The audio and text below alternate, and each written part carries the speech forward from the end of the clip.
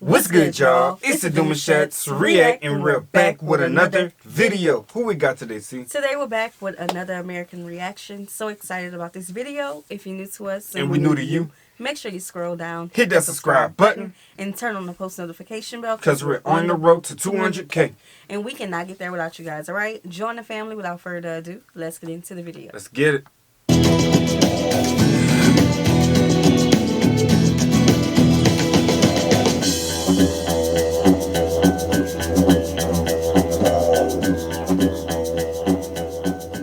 Okay, connection.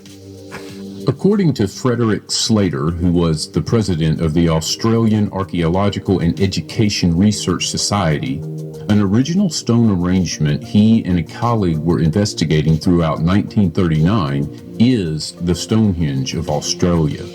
Assumed to be lost for more than 7 decades, this impressive and complex sandstone arrangement is much more than a collection of rocks, signs, and symbols positioned on a mound. According to Slater, the mound is one of the oldest, I should say the oldest, forms of temples in the world and dates back to the advent of first man. Wow. Not only was the mound the first temple, the narrative and wisdom it chronicles is as profound as it is sublime. So much so that Slater claimed it formed the basis of all knowledge, all science, all history, and all forms of writing. These are extremely bold claims to make. To suggest that the very first language was spoken and recorded in stone in Australia carries with it many inconvenient historical implications. Modern humanity is assumed to have had its genesis in Africa. In this theoretical construct, there is no room for Australia to be anything other than an afterthought and merely an African colony peopled by mariners who surely spoke before setting sail to Australia. Despite the unpopular stance advocated by Slater, his research was meticulous and the methodology sound. More to the point, such was the strength of the case he made on behalf of the arrangement being the first language.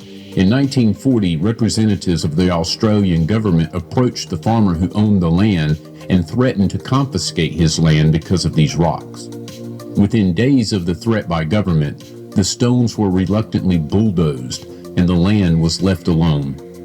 Slater had lost his proof, and not another supporting public statement was made. The hope... That's so sad, bro. You know, like, when you have that one kid who got ice cream in his hand, and then the big bully come around, he say, give me some. And he like, no, it's mine. So they knock yours over, and now you just left with the cone. I remember that happened to me. Real life. Not that, but similar situation. That's crazy. When I found the 4-leaf clover. I'm just saying, I don't know why people are built like that, bro. Like, if you can't have it, I mean, if they can have it, they don't want nobody with it. Hateful. Whoa, it's crazy. An unpleasant episode was expunged from the public arena, and Slater's correspondence was apparently lost or destroyed. Indeed, this remained the academic state of affairs regarding the site for more than 70 years. But in 2012, Richard Patterson found a 1964 portfolio in Brunswick Valley Historical Society archives. Within the portfolio are handwritten copies of letters of correspondence in 1939 by Frederick Slater. His letters were to a well-respected Brunswick head schoolteacher about the discovery of a stone arrangement within 40 kilometers of Mullumbimby. If not for the maps contained within the portfolio, the site would have been lost, possibly forever. The chief feature consists of a mound and a line of stone groups extending 300 yards or more from the mound, roughly in the shape of a boomerang. The stones on the mound weighed between about a half a kilogram to 40 kilograms. It was said that many of these stones were carved into pyramid shapes, and some had symbols carved into them. It seemed to investigators that some of the symbols were the antecedents to the beginnings of what would, 1,000 years later, become Egyptian hieroglyphics. The first sacred language that Slater claimed to have deciphered is very complex, multi-layered, and at his last count of 28,000 words, far more diverse and complicated than what could be assumed in relation to the very first language spoken on Earth.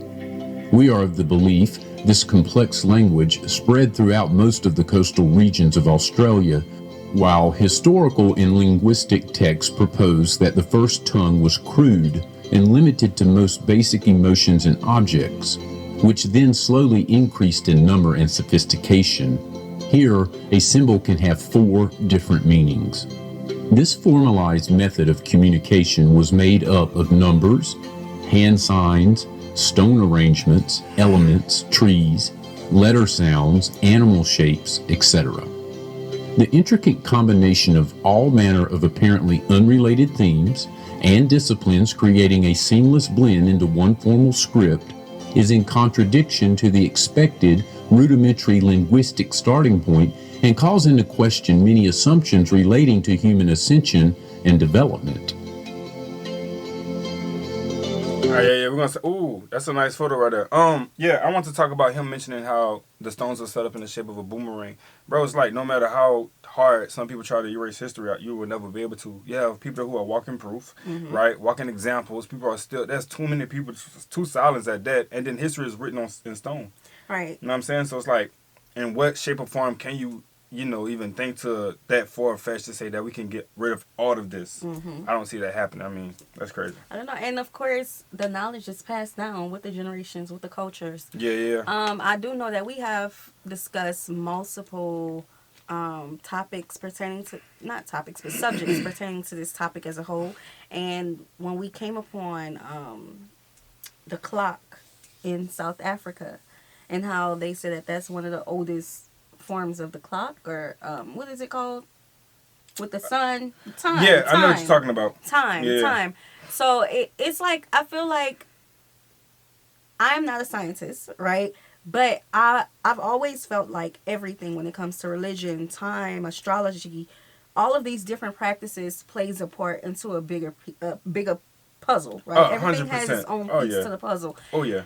And so, yes, something may have been before this or before that, but I feel like it's all significant in the way that we live our lives. Right. That's why I don't 100% put off everything that other people got going on in their lives, because it's a huge connection, right? If you have some people that's huge on zodiacs and the universe, some people that's big on religion, some people that's big on signs and planets around the universe, is like a huge part of that. Stars at that. All of that plays a big role. Because if you look at history itself, everybody, like, as some shape, form, or fashion used all of this to live their lives or in some form of spiritual practices. You know what I'm saying? So I can't put it all off when I'm looking at it and listening to it, nor judge it, because at some point, again, like I said, it was used. Right. You know? So. Right. I wonder, I guess he'll get to the end. I was going to ask, like, if the spot is still, like, did they commemorate it in any type of way? Right, which it would be a great thing to do. I mean, yeah. I would love to feel it. Yeah. Feel the energy. Feel that. Leaving aside that reports from the original elders of lore are in accord with the integrity of Slater's claims, the logistics, technology, and labor involved in creating this mound was unparalleled in this country, and deserving of further archaeology on the site. According to Slater and his co-worker, the closest deposit of sandstone was more than 20 kilometers or 12 miles away. The problem is, until the arrival of British settlers in Australia, no one in this country had a wheel, pulley, or metal chisel to cut and move the rocks 20 kilometers, and nor is there any other example in Australia of a mound or stone arrangement weighing over a ton. We see this a lot, right? When we come upon these places and the people are like, how did this get here? How did they build the pyramids? How did this happen? These stones are so huge. The people would have gotten crushed if they carried this, right? Feel that. Now, of course, we know that there's different technologies, and they had a lot of patience. They didn't have Walmart. They didn't have the movies back then. Okay? They had patience and they had nothing but time and opportunity to leave these things here for us to discover today. To make sense of our world. Yeah, that's why I said it would be crazy to try to erase history. Because, I mean, the planet is so huge at that. You know what I'm saying? It's like the body of water. Who says that they actually went to the bottom? You know what I'm saying? It's like, that's so much stuff that still needs to be unlocked. And this is one of them here that was a great founding that people are able to now look at. I hope, like you said earlier, that they could still look at and touch today and feel the energy of. Right, they said it was bulldozed. So. Right, they did say that. So, let's see what they got. Quite simply, this original construction doesn't fit into any academic book or curriculum. What unsettles the academic climate further is the content of the narrative contained within this stone arrangement called the mystery of life. The opening placement of stones on the southern edge, which looks very much like a medicine wheel, was interpreted by Slater to read as, "Guided by truth, man came to earth through darkness from light of life that shines far off." This extraterrestrial theme of somebody or being coming to this planet from far off is repeated throughout these constructions, extolling that the truth was brought out on wings to earth, and the divine light from afar to the earth brings the soul to man. It is a sight without parallel on the east coast of Australia at so many levels. The means of construction, significance, content, sacredness, and real possibility that this arrangement chronicles the first time modern humans devised a formal means of expressing words and thoughts are but some of the issues that need to be investigated. In what only adds to the intrigue, Slater is not only adamant that the ancient Egyptians were not only present and most probably assisting in the transport of sandstone and fill, but they came in homage and reverence. He asserted that there is no mistaking the fact that the Aborigines gave not only to the Egyptians their knowledge and their foundation of hieroglyphics and their philosophy, but formulated the basis of all knowledge in the beginning, now, and to come. The archaeology conducted on site is still in the process of being compiled and analyzed. However, a few simple observations can be already offered. The chances are extremely high that this stone arrangement is an actual account of the first sacred language and conveys both historical details and a prophecy of times soon to come. The first mound is definitely artificial. Its shape is too symmetrical. The placement on a flat, swampy plain is dramatically at odds with the surrounding topography, and the sand, clay, and sandstone that makes up the construction is in contradiction with its immediate geology. So here's a thought. Definitely a thought, y'all. Bear with me. So, Monster Inc., you seen it, right? Yeah. So what happened when Monster Inc. is the doors will come down and they'll open it up and they will portal through to a kid's room just to scare them. Mm-hmm. All right.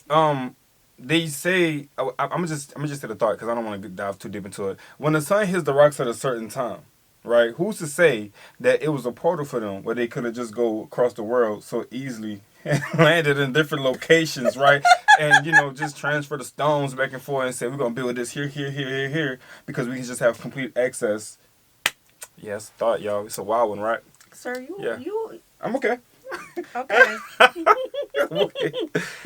You a dad. Throw into this Yes, mix sir. confirmation from original elders and custodians versed in original lore and history that this is one of, if not the most sacred site in Australia. And we begin to see why Slater was so adamant that this is Australia's Stonehenge. Slater's opinions and our research of them is obviously up for debate and alternative explanations. But with the bounty of archaeology found on site and elders confirming Slater's translation, this stone arrangement is potentially the most sacred archaeological site in Australia. All right, man, we're going to separate it. Again, I thought that was that's fire. But only one can go so deep into the past to truly pull information out to get all the ducks in a row to have people be like, that's the one. Yeah. That's the one. Yeah. Let us know if you knew about this, because we didn't know about this. And we have been reacting to Australian content for 2 years. Y'all ain't tell us nothing about this? Okay. All right, y'all. So we hope you guys enjoyed this video with us. Be sure to subscribe. We'll see you soon. Peace.